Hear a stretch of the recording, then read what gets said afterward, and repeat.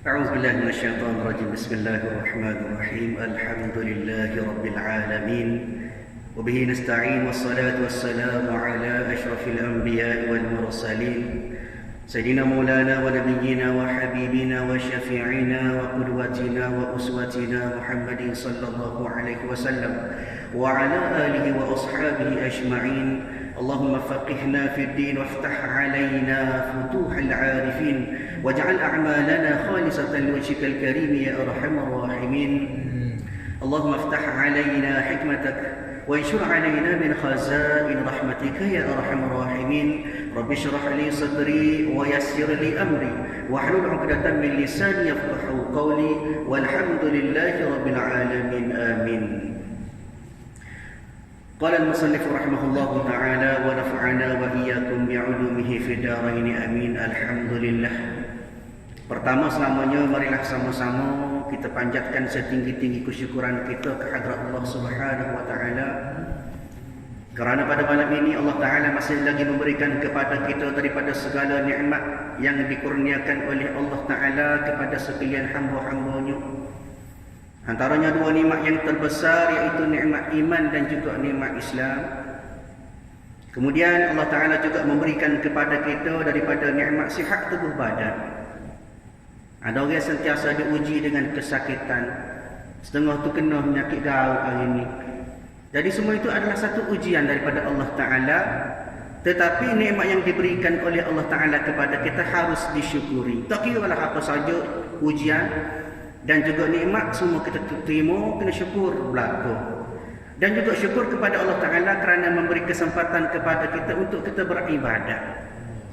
Boleh hadir ke rumah Allah Taala pada malam ini, boleh duduk dalam majlis ilmu yang dikatakan Raudhatun min Riyadil Jannah, satu taman daripada taman-taman syurga. Mudah-mudahan kehadiran kita pada malam ini menjadi salah satu daripada asbab Allah Taala beri pahala pada kita untuk kita bawa menghadap Allah Taala pada yaumul mahsyar, pada hari akhirat nanti insya-Allah.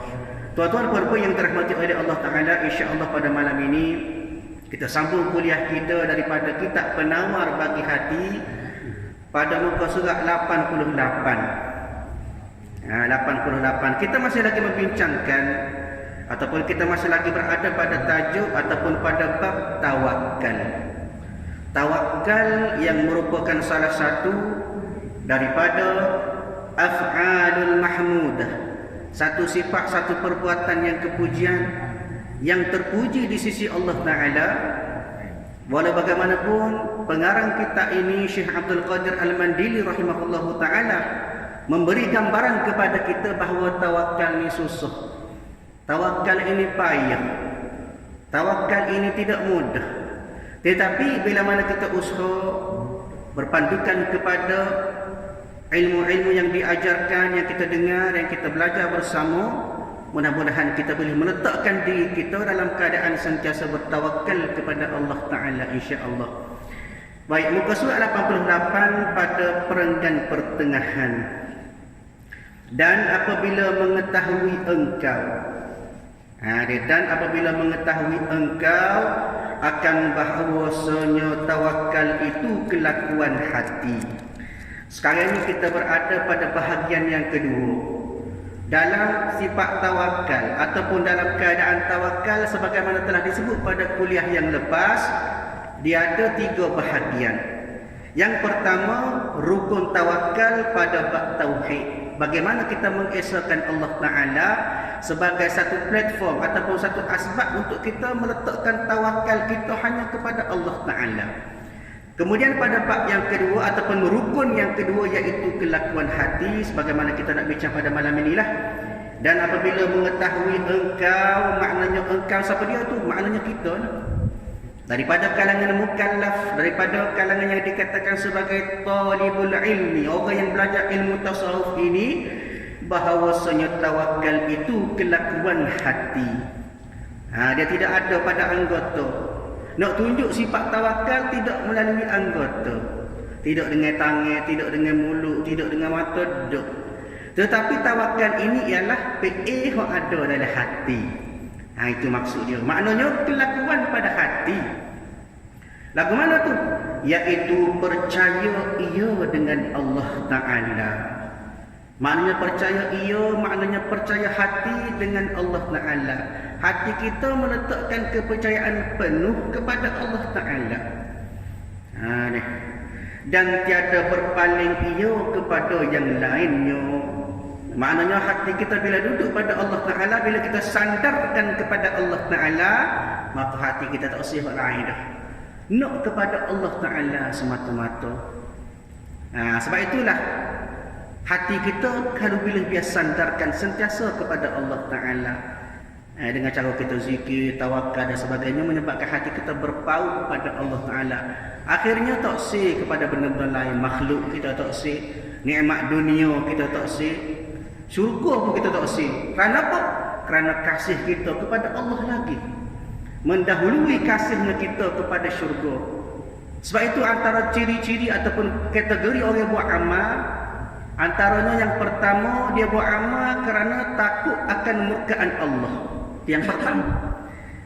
Yang kedua, buat amal ibadat kerana takut kepada api neraka. Yang kedua. Yang ketiga, buat amal nak ke syurga. Dan yang keempat, kata ulama, buat amal semata-mata kerana Allah Ta'ala. Jadi bila kita meletakkan tawakal kita, buat amal semata-mata kerana Allah Ta'ala, maka hak lain tiga lagi tu boleh berlaku. Kalau buat amal kerana tak suka api neraka, takut kepada api neraka, maka waktu yang kita boleh. Begitu juga buat amal kerana nak ke syurga yang kita boleh. Kerana apa? Tidak sampai kepada tahap kecintaan kita kepada Allah Ta'ala. Di maka tawakal itu dengan cara kita meletakkan sepenuhnya kepada Allah Ta'ala dan tiada berpaling kepada yang lain. Hak lain tak sih berlaku. Ibarat kata masiwallah, lain daripada Allah tak ada dalam hati kita, ada Allah Ta'ala semata-mata. Sebab tu kadang-kadang sampai satu tahap ahli sufi ini, zikir dia hanya Allah Ta'ala. Allah dah zikir dia, kasihnya dia kepada Allah. Setengah ulama kata tak boleh zikir Allah saja. Sebab apa? Tak ada maksud. Kena sadar, zikir Allah kena letak Allahu qadirun, subhanallah, Allahu akbar. Setengah orang ada ayat lagu tu. Tapi sebenarnya hakikat sebenar bila sebut kalimah Allah, maka merangkumi segala sifat Allah Ta'ala, segala zat Allah Ta'ala, semua duduk dalam itu belakang. Kalau kita fikir subhanallah, kita zikir subhanallah, maha suci Allah. Dia maknanya maha suci Allah yang bersifat dengan menyucikan, subhanallah, maka itu sifat Allah Ta'ala, bagus. Kita zikir Allahu Akbar, Allah maha besar, bagus daripada sifat Allah Ta'ala, akbar, maha besar. Bila kita zikir Allah, maka meliputi. Bila sebut Allah, terangkum segala-galanya di situ. Sifat Allah Ta'ala, af'al Allah Ta'ala, zat Allah Ta'ala. Tapi nak boleh kau zikir Allah tu jangan pandang-pandang. Susah nak boleh kau mari zikir Allah saja. Kerana apa? Kerana bila hati bersih tak ada lain dah nampak Allah ya. Nak boleh ke hati bersih itulah kadang-kadang nak kepada tulus zaman, memerlukan masa yang panjang. Nak kena basuh hati kita, nak kena cuci hati kita, biar jauh daripada sifat-sifat hak kecelakaan, sifat-sifat hak tercela pada Allah Ta'ala. Bila lagu tu, maka taksir dah benda lain, nak kepada Allah Ta'ala semata-mata, menyebabkan tiada berpaling hati kepada yang lainnya kecuali Allah Ta'ala aja. Maka ketahuilah olehmu daripada kalangan kita semua, bahawasanya ada padanya tiga kelakuan. Bila sebut pada bab tawakal, dia ada tiga kelakuan pada kelakuan hati. Hati, kalau dari bab tawakal, hati ini terbagi kepada tiga keadaan. Lagu mana? Yang pertama, barang yang telah hamba sebut. Maknanya pengarang kita sebut dah pada yang terdahulu, pada bab-bab sebelum, kata lagu mana? Iaitu seperti percaya engkau akan wakil yang pintar. Kuliah lepas kita sebut dah. Lagu mana kita percaya kepada lawyer, pegawai kita suruh bulat-bulat kih ke dia. Dia bayar pegawai, bayar lawyer tu, mu cara laki aku. Mu jawab pokok mana pun dia kita benar. Deh. Maka nak kepada wakil yang pintar. Kemudian daripada mengiktikadkan engkau, lepas pada kita percaya, kita pegang bahawa akan kasih sayangnya akan dikau. Loya tadi jadi sayang lah pada kita. Kita duk bayar dia, kita duk upah dia. Kesannya menyebabkan hukuman pun dia kata kih kita, dia benar kih kita. Itu contoh dia. Dan maknanya iktikad kita pegang kepada loya tadi bahawa dia kasih kepada kita kerana kita duk bayar dan sebagainya, dan kuasanya menolong engkau. Maka dalam bab ini loya tadi boleh tolong kita lah. Di maknanya kelakuan hati kita mengharapkan kepada seseorang sehingga kita menyerahkan segala-galanya kepercayaan kepada dia untuk dia tolong kita. Itu maksudnya dari segi iktikad ataupun kepercayaan kita fikir bahawa kalau kita harap ke orang, bila kita mengharapkan kepada sesuatu maka kita percaya ke dia. Begitu juga kepada Allah Ta'ala. Bila kita percaya, kita kasih kepada Allah Ta'ala, kita harap kepada Allah Ta'ala, Allah Ta'ala lah boleh tolong kita. Maka dalam keadaan itu kepercayaan kita 100% kepada Allah Ta'ala. Tapi nak boleh tu payah. Nak kena ada mujahadah, kena ada lawan nafsu kita, ada lawan dengan syaitan dan sebagainya, barulah menyebabkan kepercayaan kita hanya kepada Allah Ta'ala. Itu yang pertama. Yang kedua pula, pada kelakuan hati lebih kuat daripada yang pertama. Maknanya dari segi kepercayaan dia kuat lagi. Lagu mana? Iaitu menyerupai akan kelakuan budak. Maknanya serupa perangai budak-budak. Lagu mana perangai budak? Pada percayanya dengan ibunya. Budak kecil kok mana pun dia percaya ke mak dia. Dia percaya dan minta tolong ia akan dia. Maknanya budak kecil tadi dia kok mana pun dia akan minta tolong dengan mak dia. Pada segala yang mengenai akan dia seperti lapar dan dahaga. Bila dia kasih, bila seorang budak tu kasih, dia percaya ke mak dia. Mak dia ni sentiasa memberikan kasih sayang kepada dia, akhirnya menyebabkan dia jadi percaya. Lagu betul hati kita dengan Tuhan. Tuhan beri nikmat macam-macam kepada kita, kasih sayang Allah kepada kita, rahmat Allah kepada kita, menyebabkan akhirnya hati kita jadi kasih kepada Allah Ta'ala. Akhirnya kita minta tolong dengan Allah, tak ada orang lain. Kerana percaya ia, maknanya percaya budak tadi itu akan kasih sayang ibunya akan dia. Dia percaya pokok mana pun mak dia ni sayang ke dia. Dan kelakuan yang kedua itu tiada dapat ia, maknanya mesti pokok mana pun dengan usaha dan dengan berfikir. Maknanya dia kena fikir betapa kasih sayang dia kepada dia. Bersalahan kelakuan yang pertama. Kalau pak mula-mula cerita roya tadi kita suruh berlaku dah. Kita bui suruh bulat-bulat. Kalau salah roya aku salah kecek, maka kalah laki kita. Suruh sungguh-sungguh. Ada pun kes budak ni dia akan minta tolong, kena ikhtiar minta tolong dengan mak dia, kasih sayang mak dia bui menyebabkan dia ni bergantung harap kepada mak dia, tapi dengan usaha. Lagu mana kena minta? Nak susu, nak makan, nak gotu, nak gani. Di maknanya peringkat yang pertama ataupun kelakuan hati yang pertama suruh bulat-bulat tanpa kita fikir, bui suatu-suatu. Adapun pada bahagian yang kedua ataupun pada kelakuan yang kedua, kita percaya, kita kasih tapi nak kepada usaha kita. Nak ke tu minta, nak ke ni minta. InsyaAllah mak ui. Kenapa? Kerana kita percaya mak kita sayang kita. Tu. Baik. Yang ketiga lebih tinggi daripada yang kedua. Lagu mana pula ceritanya? Iaitu bahawa adalah yang tawakal itu pada sisi Allah Ta'ala. Di mana hal keadaan dia di sisi Allah Ta'ala tu seperti orang yang sudah mati di hadapan tukang memandikan mayat. Hak ni maknanya sebenar-benar seluruhnya kita bulat-bulat, iaitu bila mana kita sebagai mayat duduk depan hak mandi mayat. Atau budak seperti hadapan ibunya. Kalau mayat di depan mandi ni tak boleh buat apa dah, ikut dah. Dia nak cucu, dia nak balik, dia nak letak ke mana, dia nak nerak ke kita. Buat kita banyak. Maka di situ tawakal pada konsep yang ketiga kita suruh seumpama mayat dengan tukang mandi. Begitu juga dengan seumpama budak di hadapan ibunya mengetahui ia, maknanya dia tahu dah budak itu akan bahawasanya ibunya menuntut akan dia. Makna dia tahu dah pokok mana pun mak dia disayang ke dia, nuk kepada dia. Sekalipun tiada ia menangis.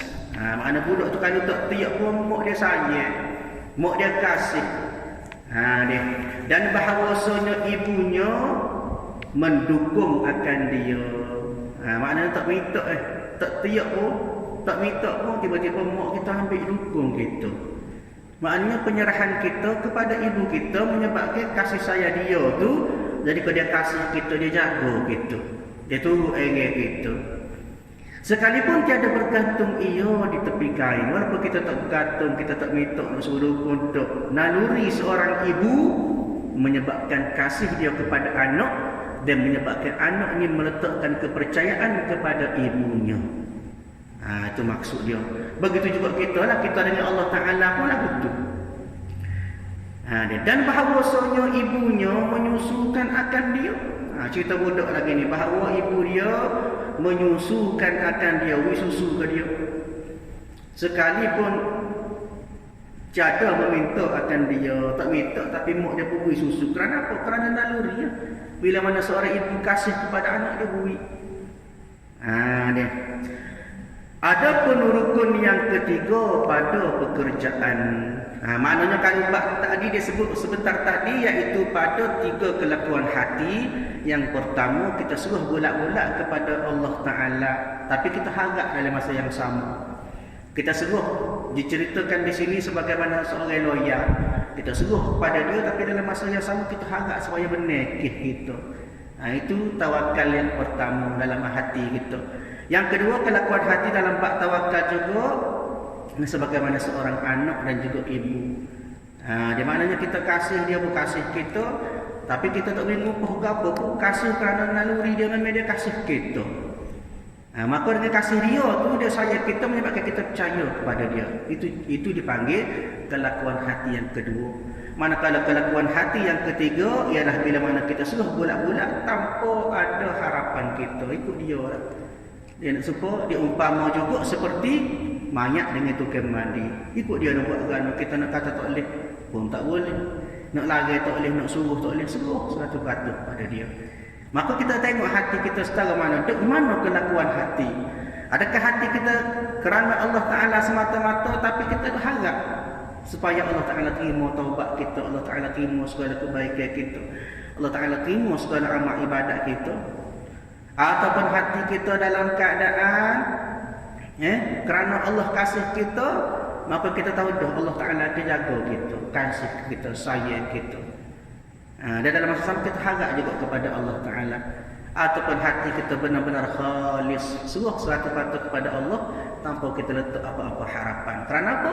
Kerana kita percaya Allah Ta'ala lah yang berhak segala-galanya atas kita.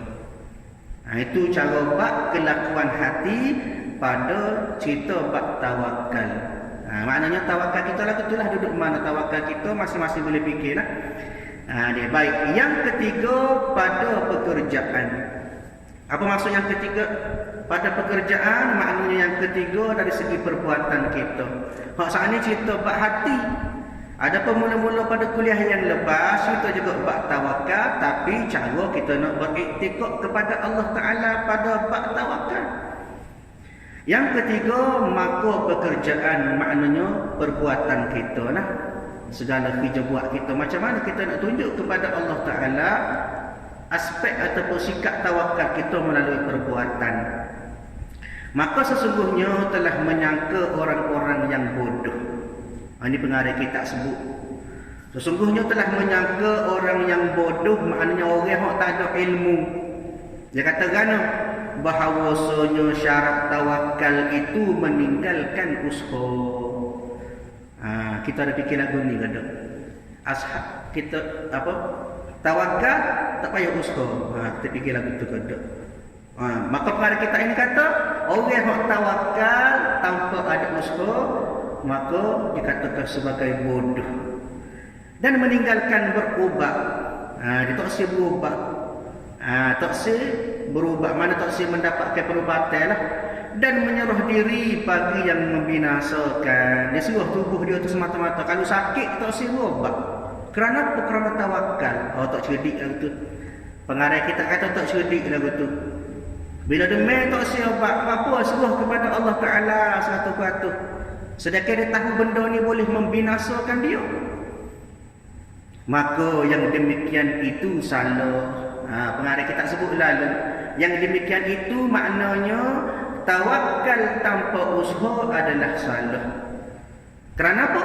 Kerana yang demikian itu dilarang pada syarak. Maknanya hukum syarak larang kita daripada berusaha, tawakal tanpa usaha. Dan tawakal itu disuruh oleh syarak. Maknanya dituntut oleh syarak.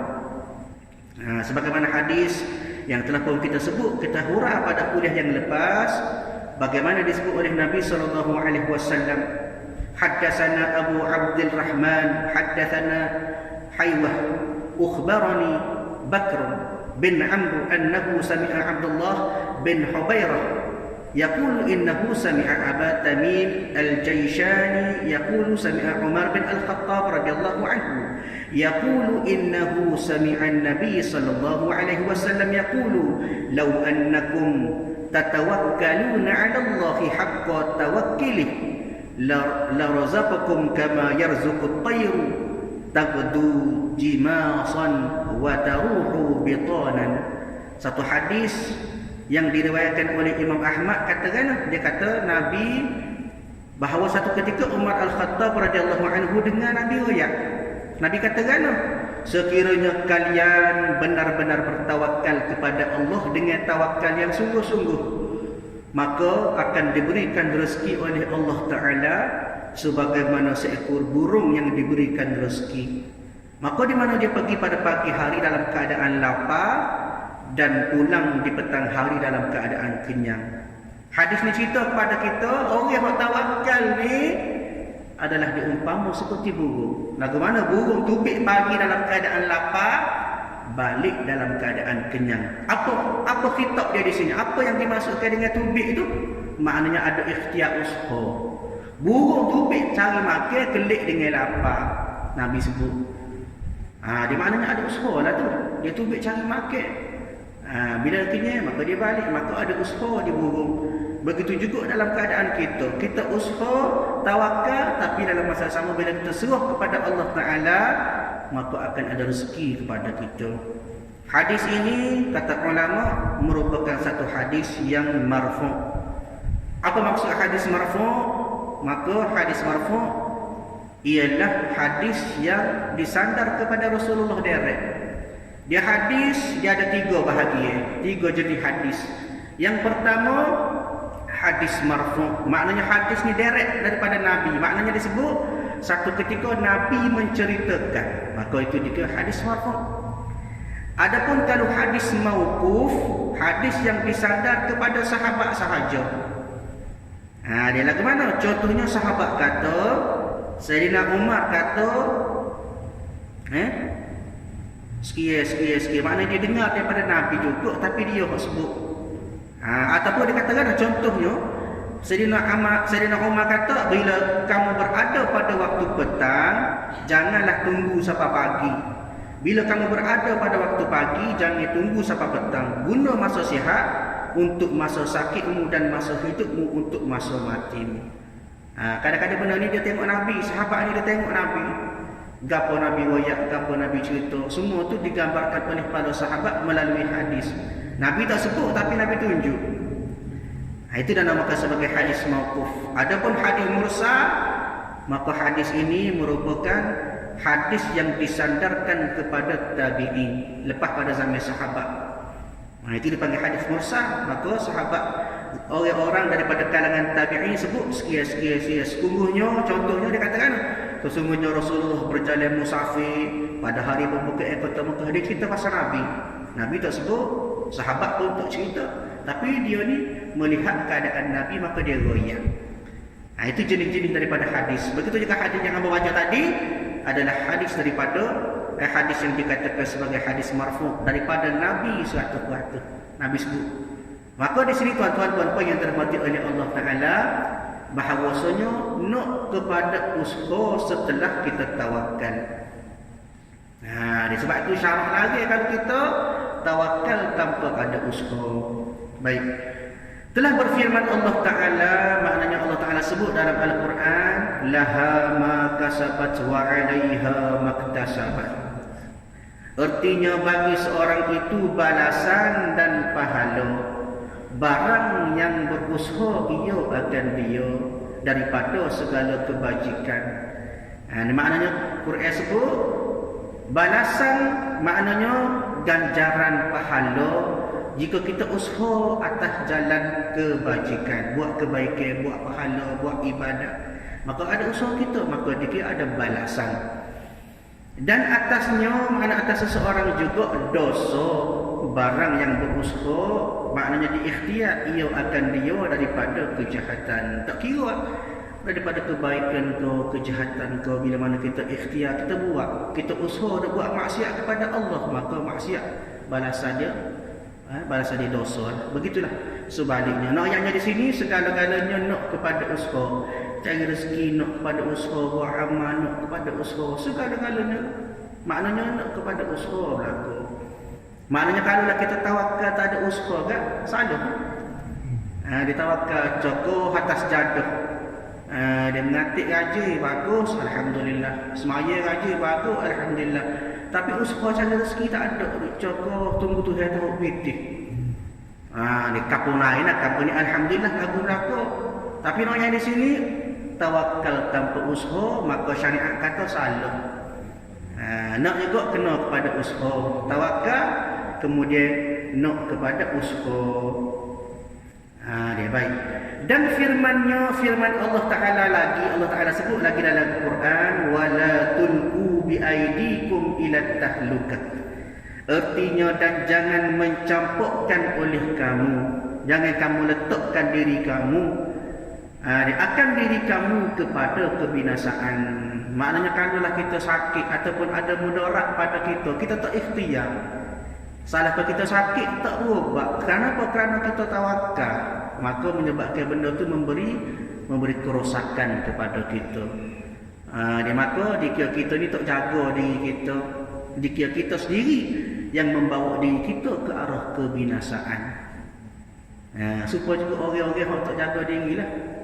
Dia tak kira lah apa saja perbuatan buat kerja benda-benda bahaya saja suka-suka. Ni biasa orang lagu ni tak sayang diri sendiri, tak sayang nyawa, ada pulah mutu dan sebagainya. Contohnya ni, maknanya orang-orang yang tak sayang nyawa ini, kata Allah Ta'ala, seperti mana orang-orang yang mencampurkan diri kamu ke dalam kebinasaan. Sedangkan tubuh kita ini merupakan satu amanah Tuhan beri kepada kita supaya kita jaga. Ni di mananya jangan kamu campur diri kamu ke dalam kebinasaan. Kena jaga. Kalau sakit pergi berobat. Itu maksud dia. Dia. Dan sabda Nabi SAW, Nabi sebut lagi, dada wa ibadallah fa innallaha ta'ala lam yadah da'an illa wada'alahu dawa'an ghairi da'in wahidin al-haram. Artinya berubat oleh kamu, hei sekalian hamba Allah Ta'ala. Nabi sebut, berubatlah kita. Tapi kita tak siap berubat. Kena berubat. Bila sakit, kena cari ubat. Ikhtiar.